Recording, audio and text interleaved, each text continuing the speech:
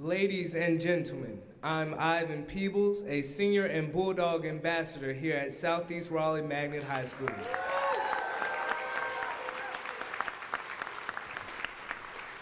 We are excited to welcome you tonight. Please rise for the presentation of our colors. Direct your attention to the stage as our Honorable Enloe Magnet High School JROTC Color Guard, led by Major Charles Robertson, presents our flag.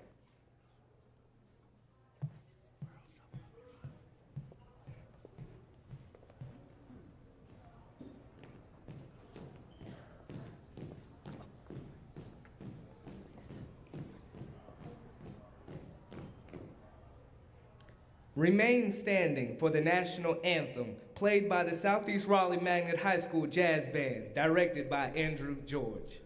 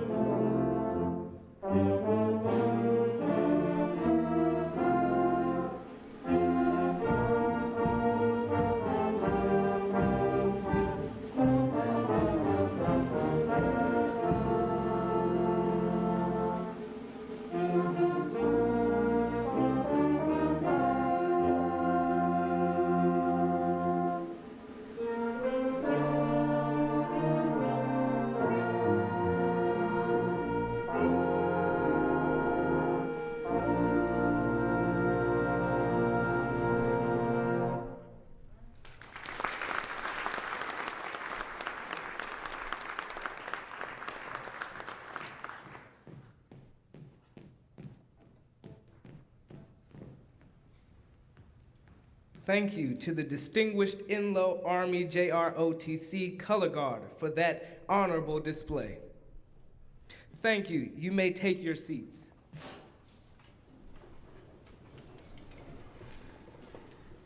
Please join me in welcoming Wake County School Board Chair, Mr. Chris Haggerty, to the stage.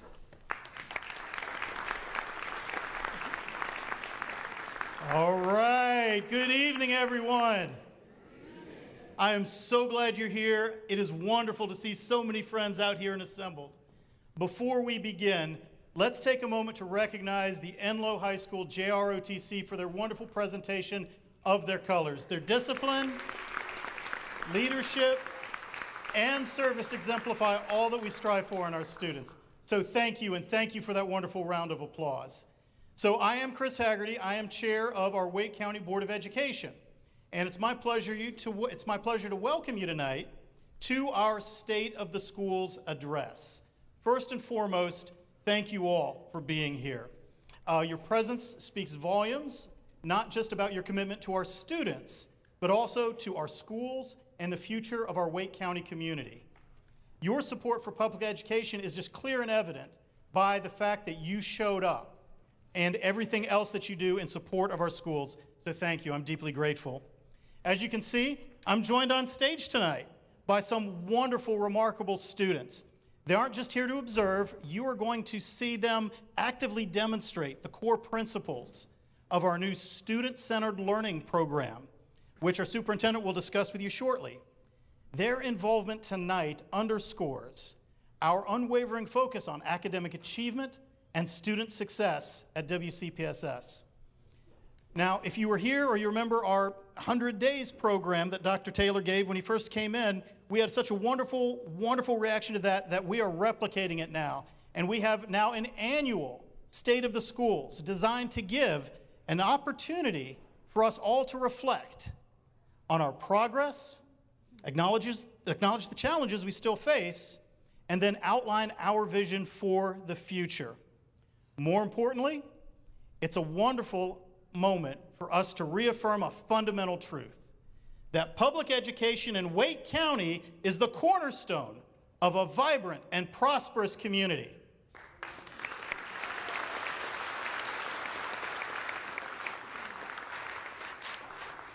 Here at Southeast Raleigh Magnet High School and in all of our public schools, you will see we are more than just places of learning.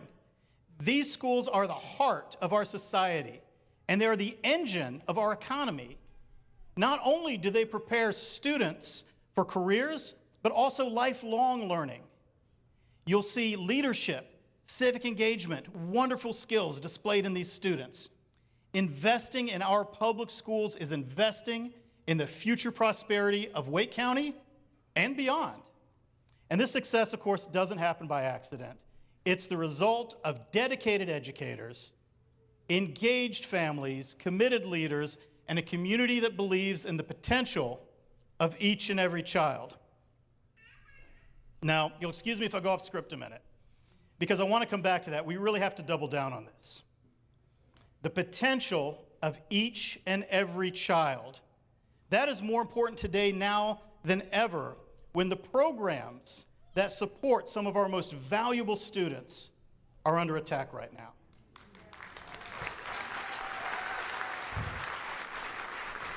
Thank you for that commitment. Now tonight, we're going to celebrate our achievements. We will confront areas where we must improve, and we're going to renew our commitment, as I said, to providing every child with a high-quality education like they all deserve. Now it's my honor to introduce to you the person leading that charge, our superintendent. With a clear vision and a deep commitment to student success, Dr. Robert P. Taylor has been working tirelessly to strengthen our schools and ensure that every student is challenged, engaged, and supported. And so now, please join me in welcoming to the stage Dr. Robert P. Taylor, Superintendent of the Wake County Public School System.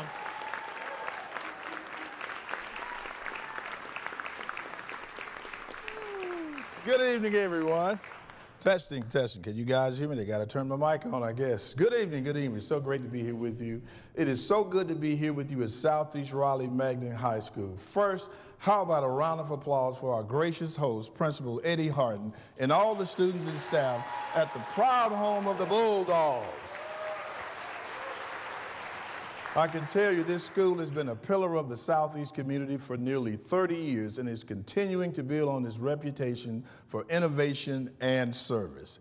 That makes it a fitting venue to share some exciting news about the state of our schools, both the significant strides we have made in the past year and our vision for how we will achieve new levels of excellence. Before we get to that, I want to take a moment just to check in and get a sense of who's here tonight. So, if you're one of our amazing principals or assistant principals, let me hear you. All right. How about our incredible teachers? Where are you, teachers? Now let's see how many central office and staff members are here, or school-based central services people. Where are you, school-based central services? All right, that's what I want to hear. Next, we'd like to take a moment to recognize our phenomenal school board members. Your forward-thinking leadership is a major reason that we have come so far to celebrate what we're doing tonight. Thank you for your commitment for doing what's best for each and every child in Wake County. How about a round of applause for our school board?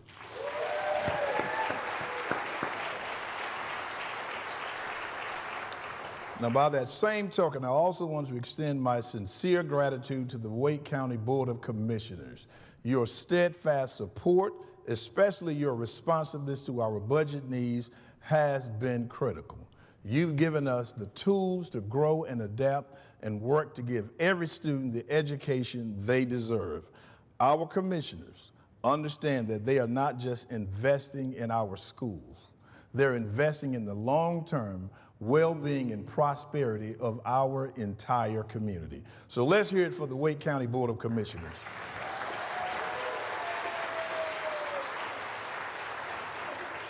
Now I'd like to recognize all other elected officials as well as those representing civic, religious, and business organizations. We rely heavily on our community support from faithful partners like you, and your very presence here tonight demonstrates your commitment to student success. Let's give them all a nice round of applause.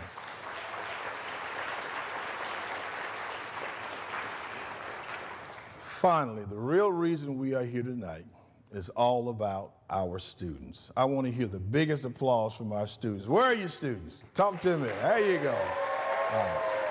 All right. I'm grateful to each and every one of you, even those who have been voluntold to be here tonight, so I understand that. Y'all weren't supposed to laugh at that. Yes, you were. But don't worry, I promise tonight will be informative, uplifting, inspiring, and maybe even a little fun. I'm excited for this opportunity to share a progress report on our school district. I can state with confidence at the outset that the state of the Wake County Public School System is very strong indeed.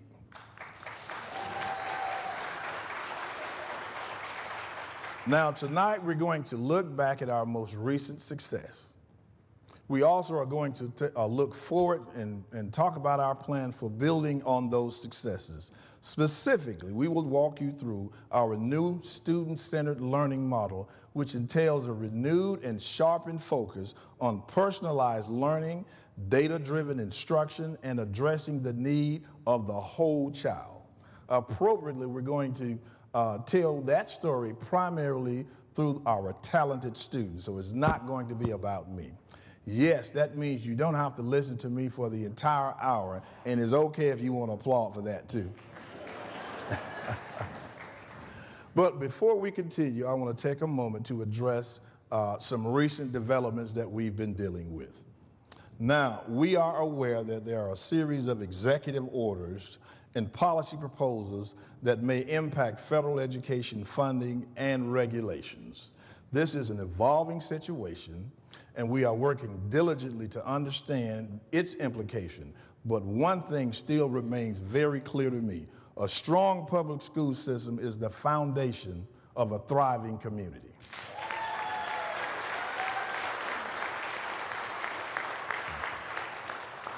So I'd like to take this opportunity to make 3 points about these changes. First, we will follow the law, period. As a government agency, this is non-negotiable. So we will continue to stay in touch with daily communications with our legal counsel to ensure we are in compliance with the law. Second, we must follow the law. We will not abandon our values. We know we've got to follow the law. Specifically, our belief that every child is uniquely capable and deserves to be challenged and engaged in relevant, rigorous, and meaningful learning each and every day. That does not change.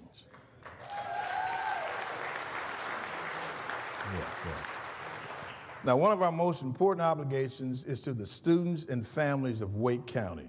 They are our constituents and the reason our school system exists. Serving their needs will remain our highest priority, and we will do everything in our power within the law to mitigate any negative impact of funding or policy changes. Third, in this new environment, we as educators and policymakers need to seek common ground.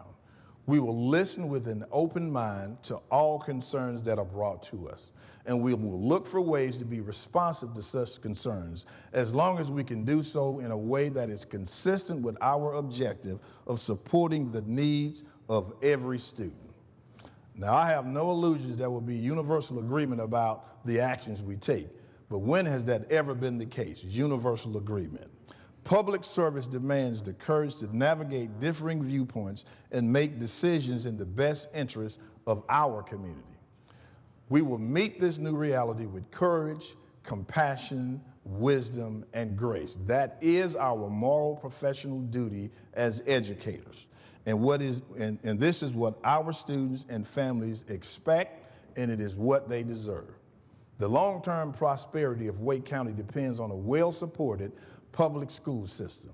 The work will continue because it must. So now, who's with me on that?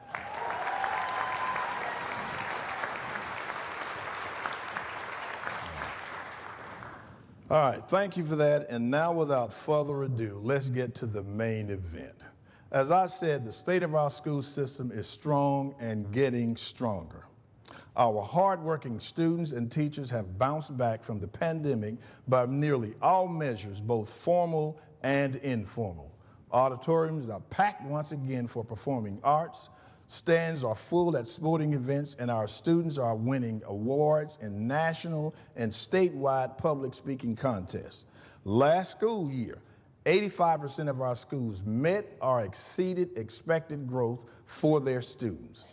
Overall, our proficiency on standardized tests is nearly back to pre-pandemic levels, and our students have even surpassed pre-pandemic levels in many of our subjects.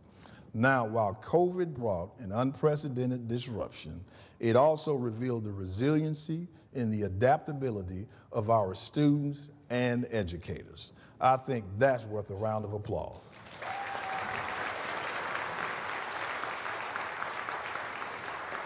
Now, as pleased as we are with this progress, we also acknowledge how far we still have to go. Outcomes for Black, Hispanic, and low-income students still lag far behind their peers. I've said all along that my goal as superintendent is to lead this school district to the next level of national excellence. Now, the truth is we won't reach that next level until we make meaningful and lasting progress in improving outcomes for all students. Now, the good news is we have put in place some new structures, and we believe they will go a long way toward helping reach that goal. Now, the cornerstone of these efforts is our new student-centered learning model. The rest of our program will be devoted to giving you an overview of this approach, which builds on our most effective, long-standing practices. Now, in essence, the new model encourages administrators, teachers, and staff to view everything through the student lens. Now, we'll break it down into 4 pillars: see me, challenge me, engage me, and know me. Now, I hope you leave here tonight with a firm understanding of what each of those pillars entails and how they work together to help every student meet or exceed state standards while reaching their fullest potential. We believe this model will help reduce disparities in student outcomes, but it isn't designed solely to support students who may have fallen behind academically. This point can't be made strongly enough.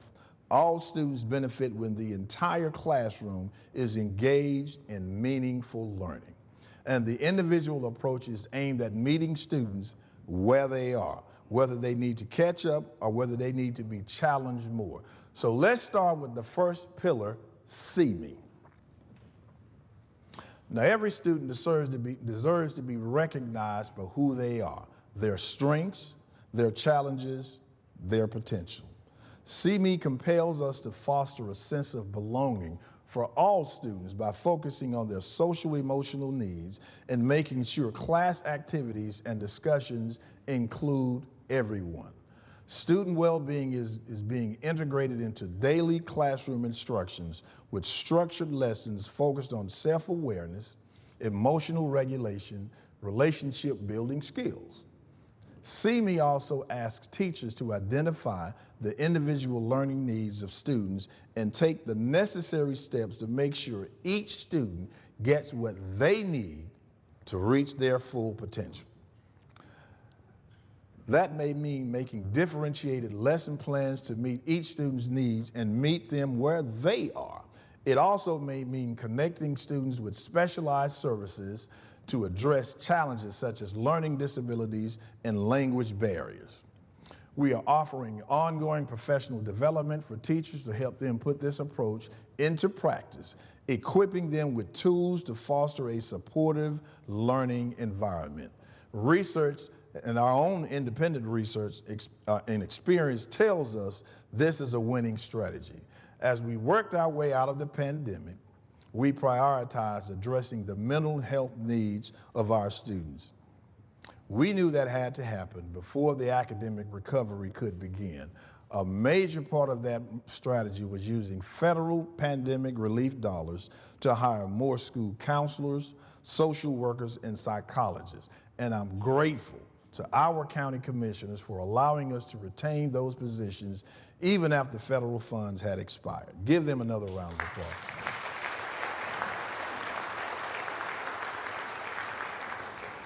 We've also expanded access to mental health services through our school-based mental health program. Students and families in about half of our schools can now connect with licensed therapists, and we hope to expand that access to all of our schools within the next year. This renewed emphasis on our students' mental health has a direct positive impact on classroom performance. I don't think it's a coincidence, and that our most recent graduating class, which began high school in the fall of 2020, we all remember that was the beginning of the pandemic, achieved the highest four-year graduation rate in the history of our district, 91.4%. That's right. Now, that's well above the state average and the national average. More importantly, it means that 12,000 students confidently stepped out of the uncertainty of the pandemic into what we call bright futures. Much of the credit goes to our intentional efforts to see the individual needs of students, then create systems to address those needs. Now, I want to introduce an incredible student who represents what See Me is all about. Please join me in welcoming second grader Sandra and Miss Drakeford from Hillburn Academy.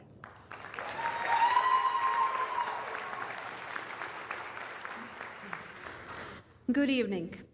My name is Adela Drakeford. I began my career as a first grade classroom teacher and recently transitioned into the ESL position. As an English learner myself, I have a deep connection with our multilingual students. I know firsthand what it feels like to be isolated, frustrated, and scared in a new country. Last year, I had the privilege of meeting Sandra in my first grade class. I still remember her first day. She was shy, quiet, and understandably overwhelmed. Being in a new country, navigating an unfamiliar culture, and immersed in a language she did not yet understand was a daunting challenge. Having walked this journey myself, I'm incredibly proud of how she faced it head-on. Sandra worked tirelessly both at school and at home. She was patient with us as we adapted lessons to support her, and within just a few weeks, she was raising her hand and even helping her classmates. By the end of the school year, Sandra had reached first grade benchmarks in M class and was assisting other students with their assignments. Just this past Monday, I visited Sandra in her classroom to see if she needed help with her speech. With confidence, she looked at me and she said, "I got it." Then recited the entire speech from memory. At that moment, I could not have been more proud. Sandra is no longer held back by language barriers. She's thriving, embracing her full potential, and on her way to chasing her dreams. And now, without further ado, I'm honored to introduce Sandra, just 1.5 years out of Kyrgyzstan. Hello, my name is Sandra and I moved to America from Kyrgyzstan a little over a year ago. My family speaks Russian and Tatar. When I started school just before Christmas, it was really hard. I didn't understand anything and making friends was hard. I would come home tired and cry. I had to work so much harder than others, but I wanted to be a good student. My mom told me that Miss Drakeford also came from a different country and had to learn English too. That made me feel one day I could speak English just like her. In class, the teachers used their phones to help translate. The kids at my class were also very nice and helped me. I work hard to learn new words at school and at home. My favorite day was Friday because we got to shop in the treasure box. I was so excited to pick a colorful pencil or eraser. I like going to the ESL class. I met other kids who didn't speak English, and we were all in the same place. I made new friends, and they knew how I felt. Now I understand most of the time. I even help my mom by teaching and translating for her, but sometimes I still get scared when I don't understand a word. It's hard not to compare myself to others, but I know I'm getting better every day. Thank you.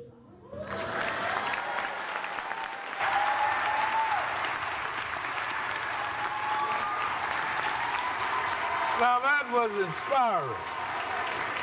Yes, yes, yes.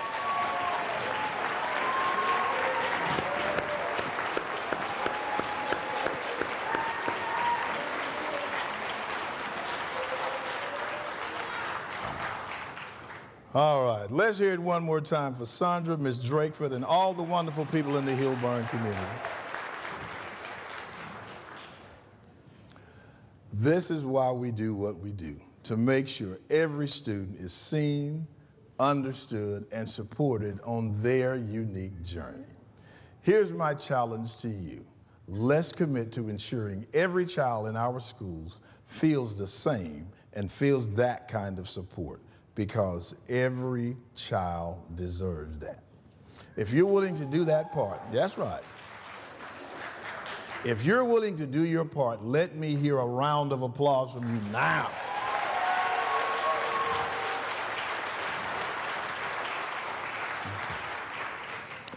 Our next challenge, our next pillar is challenge me. For students to reach their full potential, they often need a supportive push out of their comfort zone. To make sure that happens consistently, we as educators are pushing ourselves out of our comfort zones by reinforcing the belief that all students are capable of meaningful and rigorous learning. We're challenging our students with an expanded curriculum, advanced coursework, and specialized academics that prepare them for high-demand careers. And we're taking steps to make sure we remove any subconscious tendencies that steer historically underrepresented students away from high-level courses. Absolutely.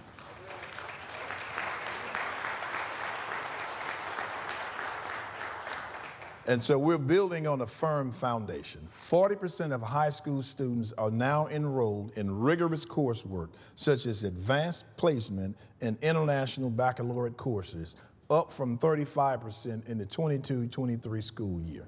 Career and technical education enrollments have grown over the last 3 years, with thousands of our CTE students earning industry credentials. And we earned a $15 million grant to launch a 5-year STEM-focused magnet program in East Wake County. Right.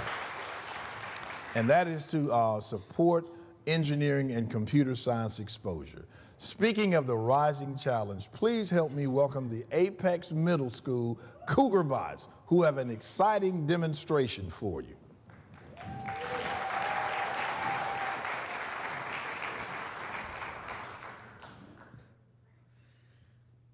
Good evening. My name is Finn, and these are my teammates, Daniel and Devin. We are honored to be here tonight with Dr. Taylor to represent creativity of students across Wake County Public Schools. We are the members of the Apex Middle School Robotics Team, aka the Cougar Bots. But before we begin, I want to answer a question that we always get when we're working on robots. Our robots do not battle. However, Dr. Taylor, we want to battle with our robots, but our coaches tell us that there's policies about safety, budget, and possibility of metal shrapnel. As we speak, Devin and Daniel are presenting Dr. Taylor with a gift. This includes a game piece from the competition this year and an official Apex Robotics tie tack. Let's grab it.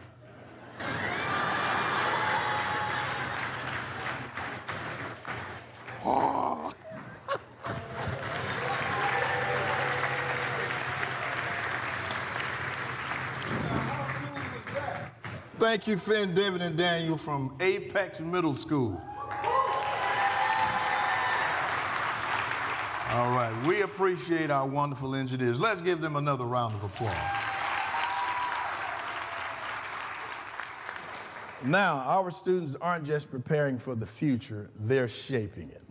Let's continue to expand and improve our STEM programs so more students can push their limits and stay on the cutting edge. Now, who's with me on that? All right. Now, Engage Me is rooted in the idea that learning isn't just about memorizing facts. It's about making connections, getting involved, and making a difference. That's why we're expanding high-impact instructional strategies, career pathways, and hands-on learning opportunities that make education meaningful. Of course, this is building on an approach that we've employed for years, emphasizing the development of the essential 4 C's skills of critical thinking, creativity, collaboration, and communication. We are doubling down on this because we know that students who are actively engaged in their learning are more likely to succeed. And the current trends are encouraging. Let me give you a few examples. We know that we need high-quality teachers in place for students to be engaged. I'm excited to share that due to very intentional recruitment and retention efforts, our teacher vacancy rate so far this year has remained below 2%, the lowest since we began tracking this data. That's right. Our community has consistently given us strong feedback that preparation for many post-secondary options is of utmost importance.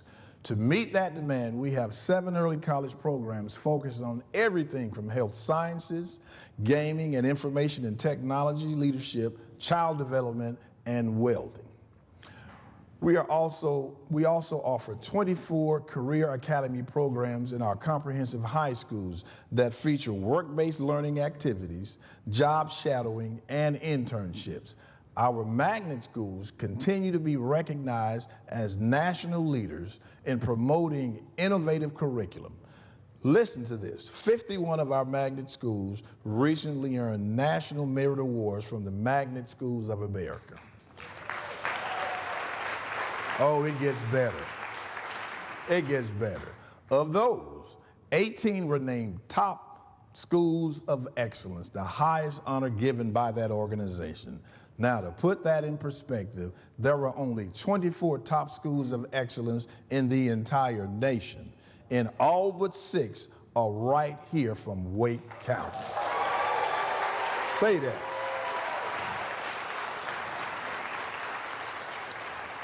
We've also expanded middle school elective offerings to include coding, global studies, and entrepreneurship, exposing students to real-world applications of their education. We are able to offer such a wide variety of options to our students and families because of our comprehensive programming and consistent support from our county leaders. Sometimes folks ask if being the 15th largest school district in the nation is a help or a hindrance. I can confidently say that our size is precisely what allows us to have varied options to meet every student's interests. To bring that to life, let's hear from some of our students who are using their voices to make an impact. Please welcome Michael and Andrew from the Broughton High School debate team.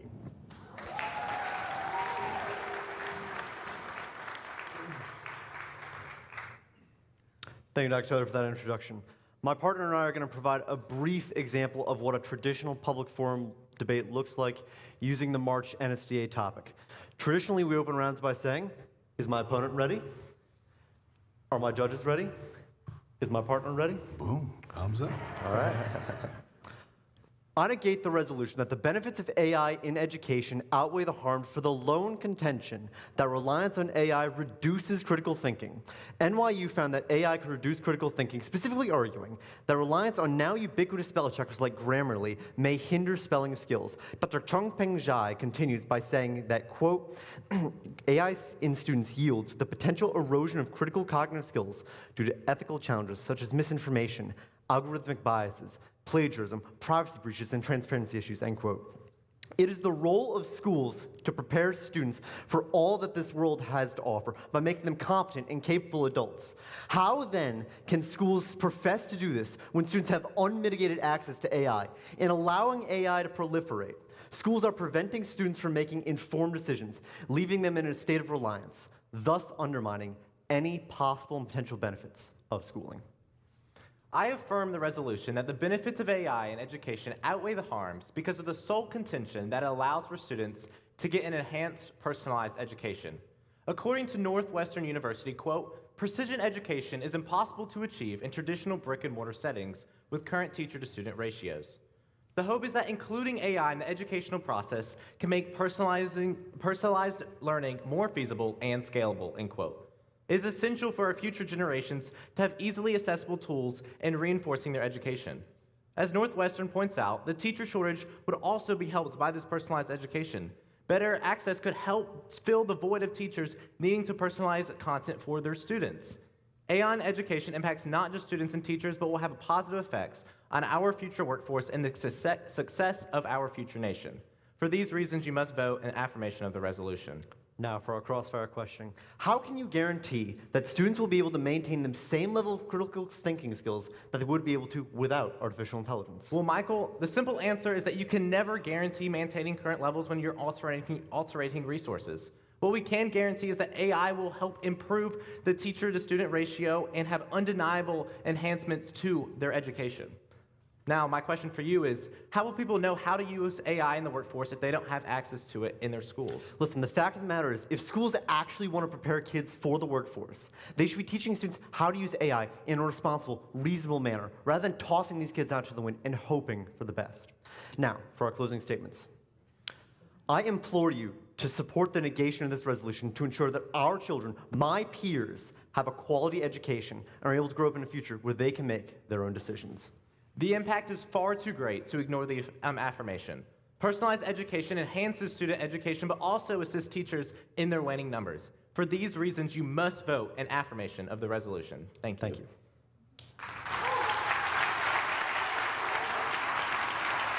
Wow. Now that was impressive. That might be a tie. What do you think? 2 30s out of 30s for me. Great job, guys.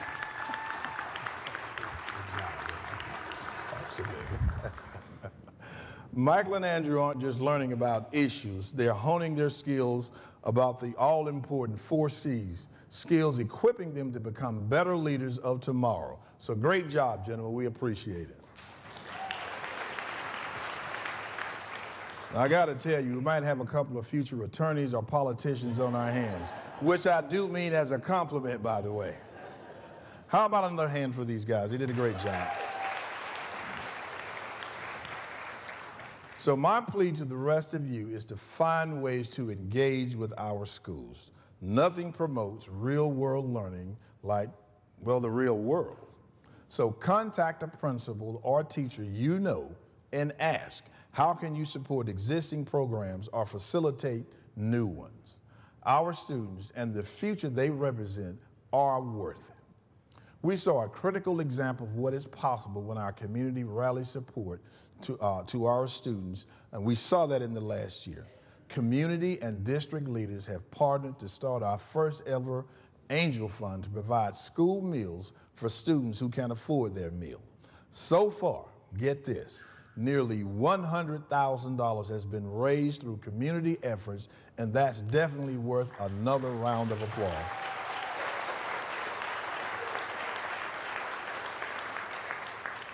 Now, the final pillar of our learning model is Know Me. A theme running through all of these pillars is that effective education can't be one size fits all. Every student has different needs, different goals, and really different stories. Our job is to ensure we know them well enough to help them thrive. That's why we are using personalized learning plans for all students with academic intervention needs and data-driven processes identifying students who are falling behind and providing support they need to recover. We also have partnered with a leading national researcher to do a deep dive on improving student attendance, because none of these efforts will bear fruits if students aren't in the classroom consistently. The Know Me pillar, absolutely. The Know Me pillar also prioritizes steering students towards courses that will hone their talents and forge a strong connection with their school community. This can have a different impact on academic performance. For instance, students who are enrolled in arts courses are 20% more likely to graduate. We also understand that if we want to know the student, we must also get to know their families. There you go. Now, the good news is that our connection between school and the home are by and large very strong. According to a recent survey, 90% of our families report strong barriers of engagement, and 75% of the families report a positive school climate. Ultimately, however, the Know Me pillar goes beyond any one data point. It speaks to the heart of our new learning model. Namely, the personal connections are the key to unlocking student potential. When students feel known, they flourish. Our final student performance tonight illustrates this concept perfectly. Please join me in welcoming Faith Daniels of Knightdale High School, who will perform I Am Here from The Color Purple, an anthem of identity, resilience, and recovery. Take it away, Faith!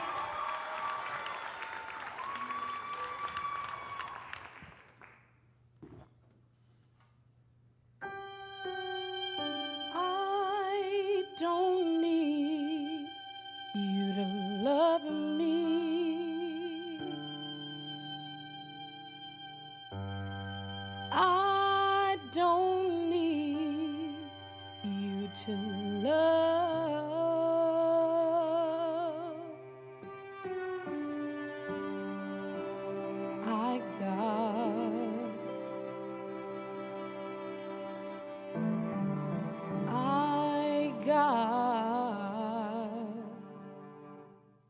I got my sister.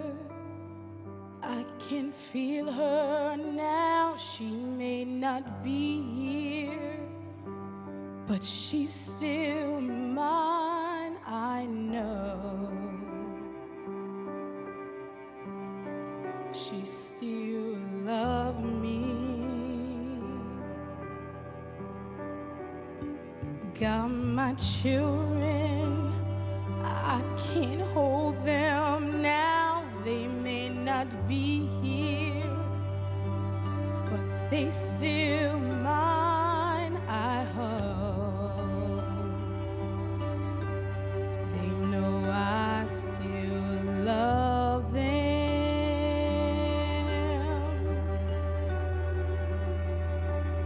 Got my house, it still keeps the car down.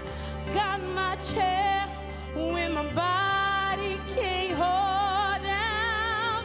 Got my hands doing good like they supposed to.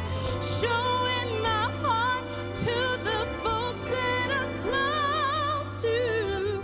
Got my eyes, though they don't see as far now. They see more about things really are.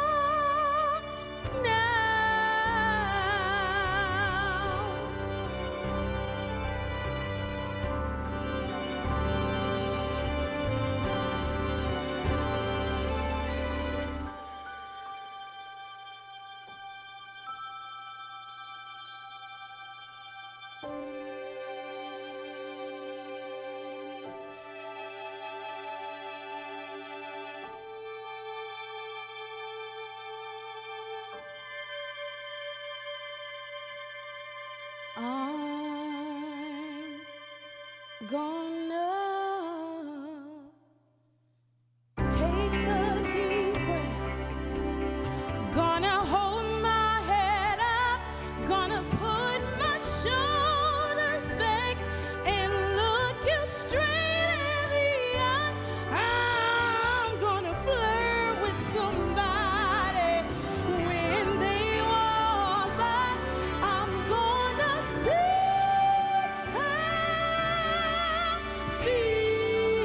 out.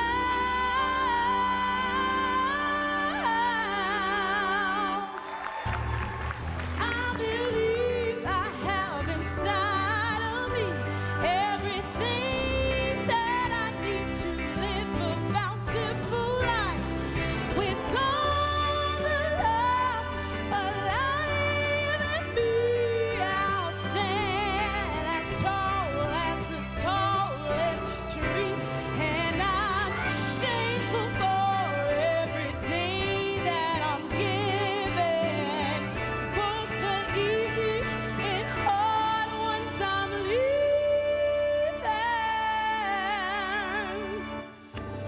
But most of all, I'm thankful for loving who I really am.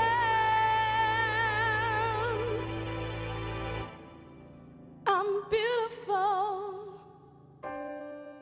Yes, I'm beautiful.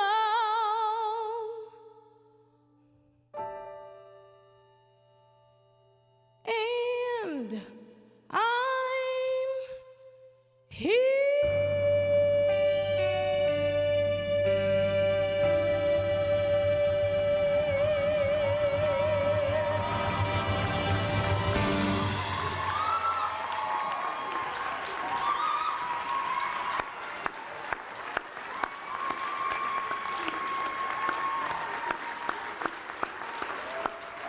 Wow! Wow!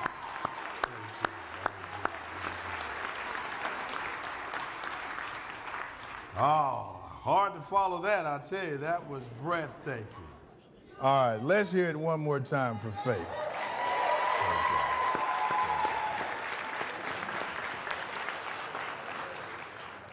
Now, I can tell you, Faith's performance captures exactly what Know Me is all about. Understanding each student's unique journey and helping them find their voice. I'd like to call on each and every one of you to look for ways to support the arts as well as behavioral health programs in our schools.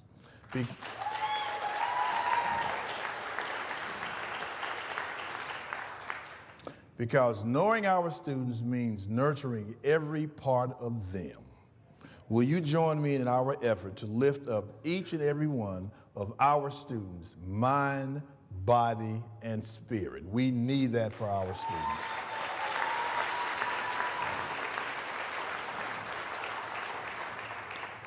Now, tonight's focus has rightly been on our students, but before I close, I did want to touch on how we are addressing a few of other critical organizational needs.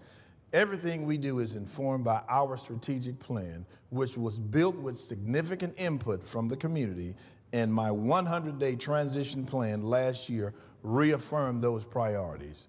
As we have discussed tonight, student knowledge and skills and well-being are our first two priorities.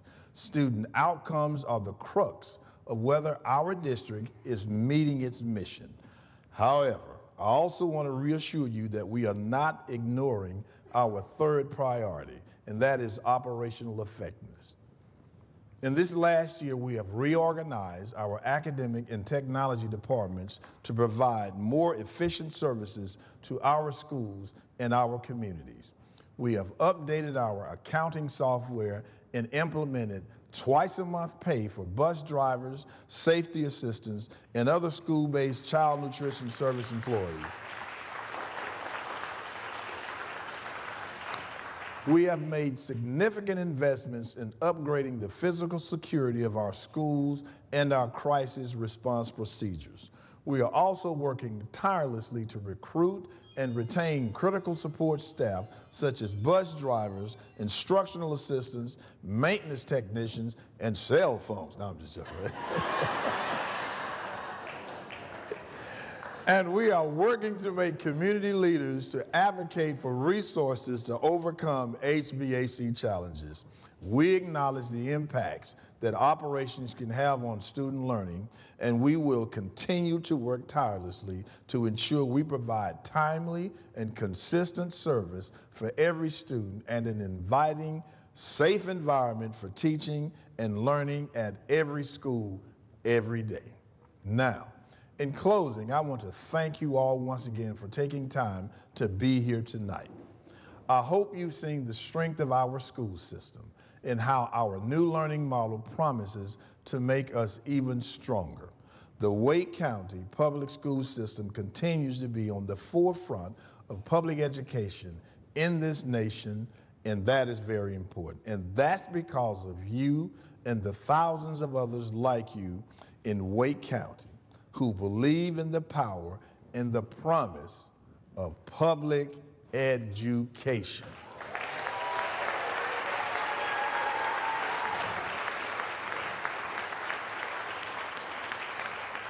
Now, we can't do this alone. In fact, we need your steadfast support now more than ever. So I ask you tonight, will you stand with us? Will you stand with us? You all can applaud for that now. I know you got to stand with us. So will you stand by us, partnering to expand and enhance the learning opportunities for all students?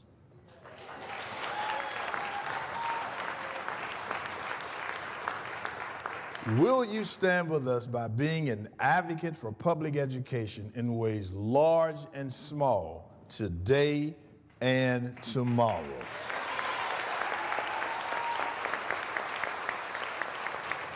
Will you stand with us by investing resources to make sure every child in Wake County has access to high-quality education?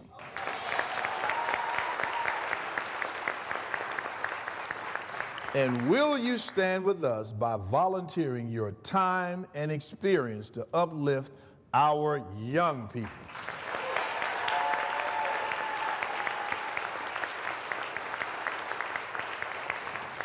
And will you stand with us when we insist that all students deserve to be seen, challenged, engaged, and known?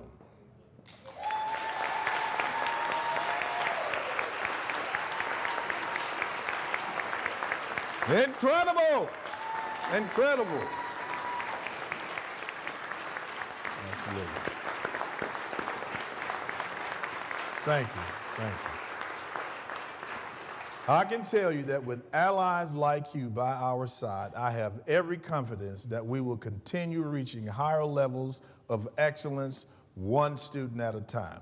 Let's keep moving forward together for our children, for each other, and for a peaceful and prosperous future. Thank you for standing with us, the Wake County Public School System, tonight and always. Good night. Thank you. Pete?